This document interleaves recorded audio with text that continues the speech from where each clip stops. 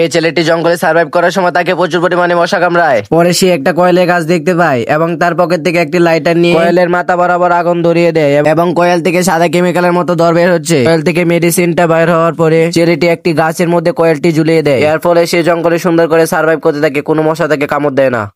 একটা রোবো খেয়ে খোসাটা ফেলে দেই, হঠাৎ ছোটবেলার কথা মনে পড়ে যায়। তারপর খোসাটা তুলে নিয়ে ভিতরে হালকা করে বাতাস ভরে ভালোভাবে মুটিয়ে নি, আঙুল দিয়ে চেপে ধরে হালকা করে ছেড়ে দিলেই ফটকার মতো ব্লাস্ট হবে। জঙ্গল থেকে আমের পাতাটি তুলে নিয়ে পাতার দুই সাইডের অংশগুলো সরিয়ে নিতে হবে। পুরস্কার পদ্ধতিতে ঢুকিয়ে নিয়ে ছড়ানো অংশগুলোকে পিছিয়ে নিতে হবে। এবার ফুল গাছ থেকে একটি ফুলের তোড়া নিয়ে পাতার উপরের অংশগুলোতে ঢুকিয়ে নিতে হবে, তাহলে দেখবেন একটি ফুলের তোড়া হয়ে গেছে। এটা দিয়ে আমরা ছোটবেলা খেলাধুলা করতাম। ক্যাকটাসের মতো এরকম কাঁটা জাতীয় ফল দেখলে কখনোই সরাসরি হাত দিতে যাবেন না। এজন্য একটি লাঠি নিয়ে ক্যাকটাসের মতো ফলটিকে লাড়িয়ে চেক করে নিন। যদি ফলটি বিপজ্জনক না সংকেত দেয় তাহলে ফলটিকে তুলে নিয়ে ফলটির উপর চাল তুলে নিয়ে খুব সহজেই খাওয়া যায় এবং ক্যাম্পিং এ আটকে গেলে এগুলা খেতে পারবেন, কোনো সমস্যা হবে না। সিয়াম রাস্তা দিয়ে হাঁটতেছিল, অতঃপর দেখে সামনে কাছে একটি কি ঝুলে রয়েছে। সে দৌড়ে চলে যায় এবং এটা হাতে নিয়ে নেয়। হাতে নেওয়ার পরে এটা সিয়াম ছিঁড়তে থাকে। সিরা হয়ে গেলে সিয়াম এটা মনে আনন্দে খেতে থাকে এবং খাওয়া হয়ে গেলে এটার মধ্যে দেখে একটি ছিদ্র রয়েছে। এটার পিছনে ফু দিতে বাঁশির মতো শব্দ করবে। সিয়াম বোতল দিয়ে পানি তুলতে গিয়ে দেখে বোতলটির মধ্যে অনেক ছিদ্র হয়ে গিয়েছে। তখন সিয়াম এই বোতলটি ফেলে না দিয়ে তার সার্ভাইভ করার ব্যাগ থেকে একটা কাগজ বের করে নিল এবং একটি জায়গায় বসে একটি কাঠের সাহায্যে কাগজটা বোতলের ভিতর ঢুকাতে থাকলো। কিন্তু লাঠি দিয়ে তো হচ্ছে না। পরে সিয়াম তার হাত দিয়ে ঢুকাতে লাগলো কাগজটি এবং ঢুকানো হয়ে গেলে সিয়াম তার মুখের সাহায্যে বোতলের ভিতর কাগজটা ফুলিয়ে নিল। তারপর বাকি কাগজটা বোতলের মধ্যে বেঁধে নিল এবং একটু রশির সাহায্যে বোতলটাও বেঁধে নিল। এখন সিয়ামের কাজ শেষ। ওইখান থেকে পানি নিয়ে জঙ্গলে সার্ভাইভ করতে লাগলো।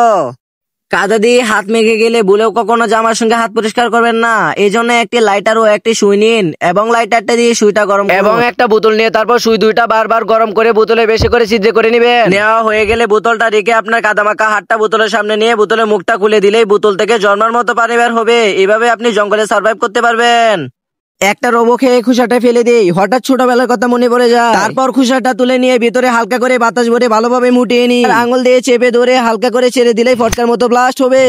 এটি রবিস কিউব নিয়ে খেলতেছিল। তারপর সে একটি গাছে ঝুলন্ত পাখি দেখতে পেল এবং পাখিটি থেকে দৌড়ে চলে যায় পাখিটির সামনে এবং ঝুলন্ত পাখিটি গাছ থেকে খুলে নেয়। তখনই তার ছোটবেলার কথা মনে পড়ে যায় এবং পাখিটি পানির মধ্যে ডুবাতে থাকে। পাখিটির উপরে একটি ছিদ্র ছিল। ওই ছেলেটি এখানে ফু দেয় এবং সুন্দর করে অদ্ভুত রকমের বাসে বাজতে থাকে।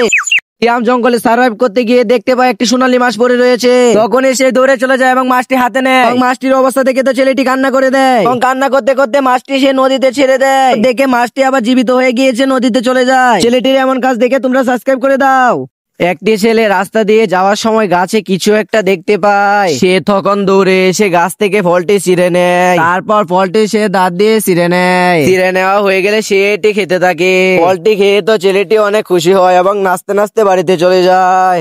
জুসটা খেয়ে খোসাটা ফেলিয়ে দিই। হঠাৎ ছোটবেলার কথা মনে পড়ে যায়। খোসাটি নিয়ে আমি হাত দিয়ে মুটাতে থাকি। মুটানো হয়ে গেলে এটি হাত দিয়ে চেপে ধরে ছেড়ে দিলে ফটকার মতো ব্লাস্ট করবে।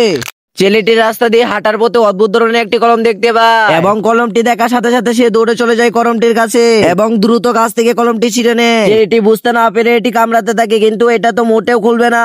তার মাথায় বুদ্ধি আসে এবং কলমটাতে টুকাতে থাকে। অনেকক্ষণ পর সে দেখতে পেল কলমের ঢাকনাটি তো খুলে গিয়েছে এবং কলমের ভিতর থাকা নানা ধরনের দানা সে খেতে থাকে এবং মনে আনন্দে বাড়িতে চলে যায়।